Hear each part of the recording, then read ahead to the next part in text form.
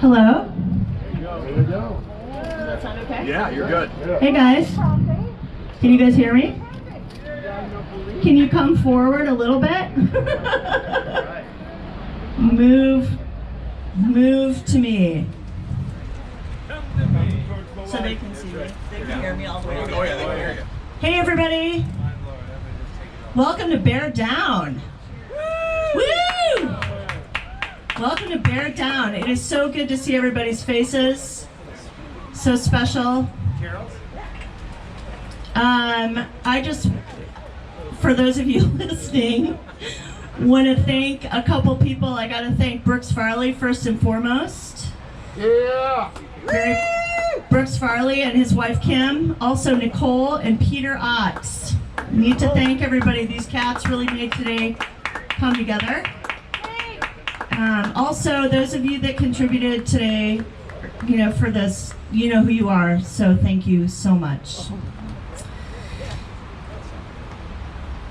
So, Jon Wilson Hebert was my very best friend. Besides my children, he was the person I cared about most in this world. So in that spirit, I know he would want me to share with all of you, to tell all of you how he would feel about this show of support for him. He would be so humbled,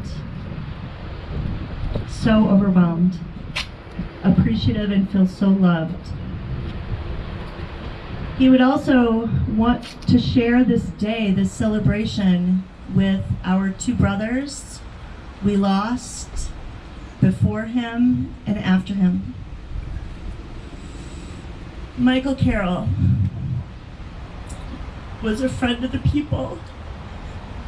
He knew no stranger. Sorry. And Matthew O'Brien, just wickedly smart, super peaceful and calm. And then Jon was a Renaissance man. He had a lyrical soul. I just have kind of been reflecting and searched for the common thread to which these spectacular men lived their lives, and one word came to mind, and that's loyalty. Fiercely loyal to their family and their friends. So I wish all of us to continue that legacy, to tell your friends you love them, to have their backs, and we're going to celebrate all three of those boys today. But today is Jon's birthday, so we're going to get our groove on with the smoking fish. Pretty pumped. So you guys have a great time.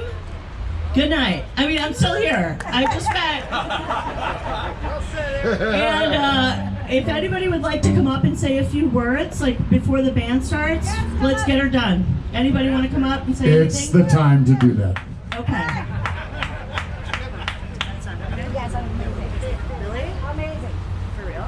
Yeah, for real. I was crying. I think you're Love you, man. and Thanks, guys. well, we all should. I was crying a little bit.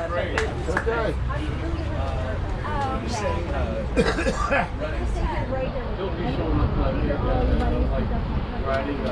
And she's hot.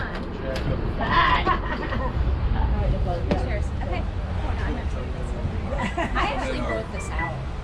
That's fine. This is what I just want to right. Introduce yourself. We're right here. We're not going anywhere. You got a hand. Hams? The beer refreshing? Yeah. It's almost like we were talking about this before. Ed and I were literally sitting. Hey all. Ed?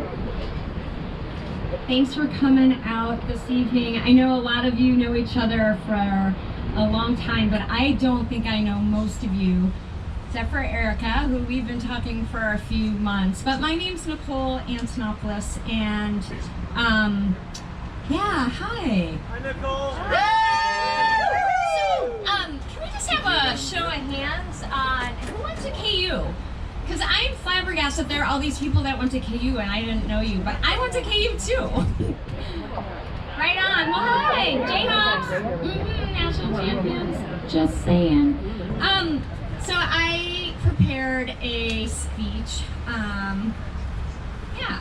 So I'm gonna read from it. Like many of you, I've been blessed to call Jon a friend for many years. I met him our freshman year at the University of Kansas in McCollum Hall in the laundry room.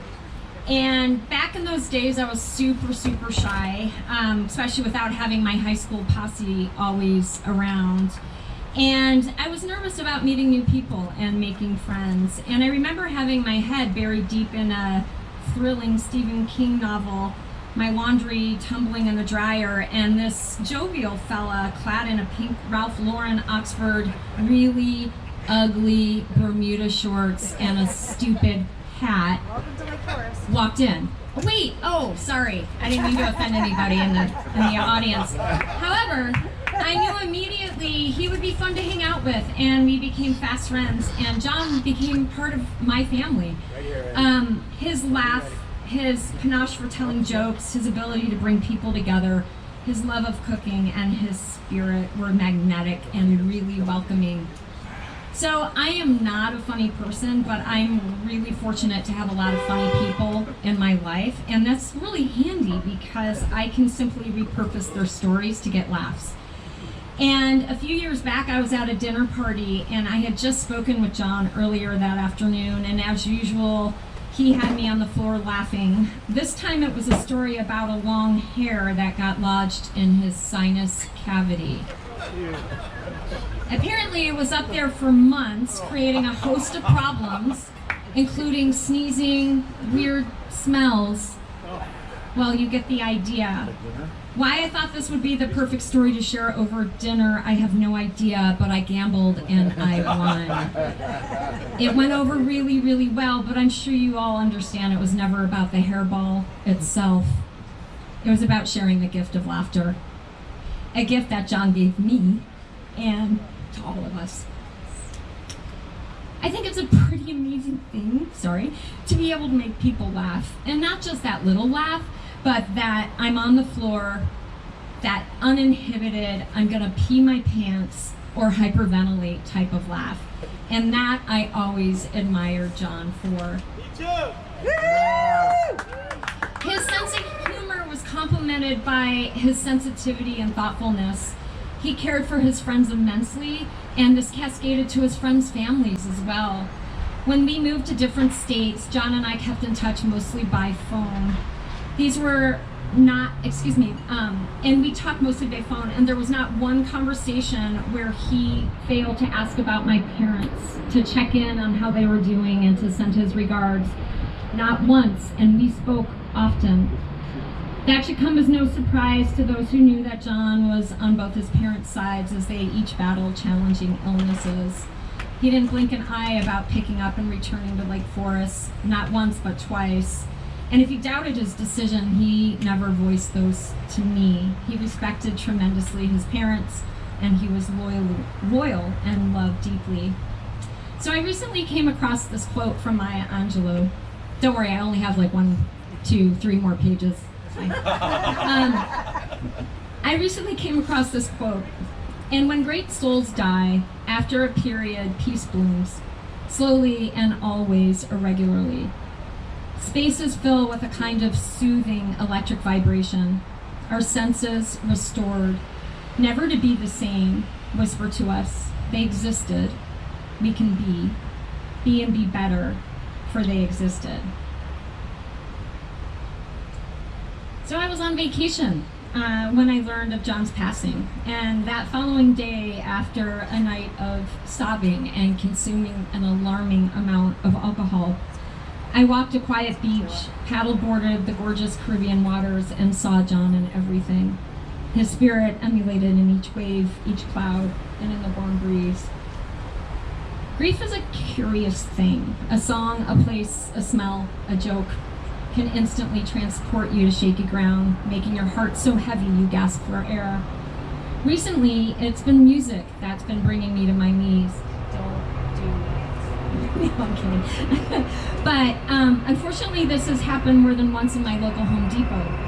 It seems inevitable that a song that reminds me of Jon will come on and tears start rolling down my cheeks. And then I think about Jon and how he would be laughing at the absurdity of my public display of emotion.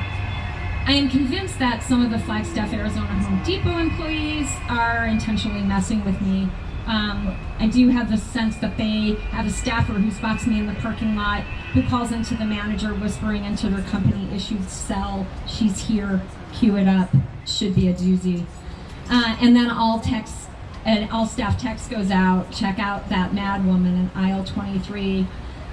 So I've decided to put my home projects on hold. As we all know, the last few years had been difficult for Jon. His health challenges would have crushed most of our spirits immediately. His strength and perseverance astonished me, and I never missed the opportunity to tell him that. He was resilient, he stayed positive about the future, and he stayed determined. It's been more than 5 months since we lost our friends, which seems impossible. I'm terrified that I'll forget the sound of his laugh.